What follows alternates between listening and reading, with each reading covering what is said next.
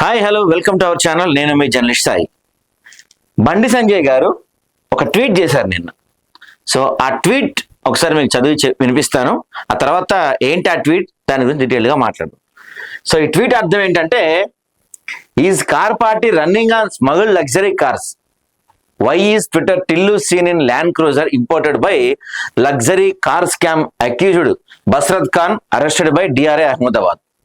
Why are they registered with companies linked to KCR family, where this car bought at market price are undervalued? How are payments made? Binami, masked income or laundering? Doesn't this make KCR family direct beneficiary of the conspiracy? Truth must come out. We will request concerned departments to investigate.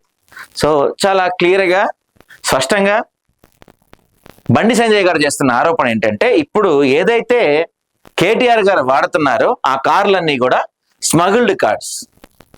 ఎలా ఇదంతా బయటకు వచ్చిందని అంటే, మొన్న అహ్మదాబాద్ పోలీసులు బస్రత్ ఖాన్ అనే ఒక వ్యక్తిని అదుపులో తీసుకున్నారు. ఈ బస్రత్ ఖాన్ అనేవాడు ఎవడంటే, ఈ లగ్జరీ కార్లన్నిటినీ స్మగుల్లో అమ్ముతాడు అనమాట. ఎందుకు స్మగుల్లో అమ్ముతాడంటే, వీళ్ళు ఏం చేస్తారంటే ఈ కార్ని దొంగతనంగా ఇండియాకి తీసుకొచ్చి వీళ్ళకి తక్కువ రేట్లో అమ్ముతారు. దీనివల్ల ఏంటంటే ఇండియాకి వీళ్ళు బోల్డ్ ట్యాక్స్ ఎగ్గొడతారనమాట.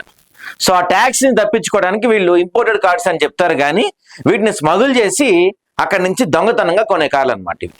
సో అతన్ని మొన్న అహ్మదాబాద్ పోలీసులు అరెస్ట్ చేసి విచారణ చేసిన సందర్భంగా, నేను కొన్ని కార్లు కేటీఆర్కి కూడా అమ్మాను, సో కేటీఆర్ వాడుతున్న కార్లలో నేను అమ్మిన కార్లు కూడా ఉన్నాయని చెప్పి స్టేట్మెంట్ ఇచ్చాడట.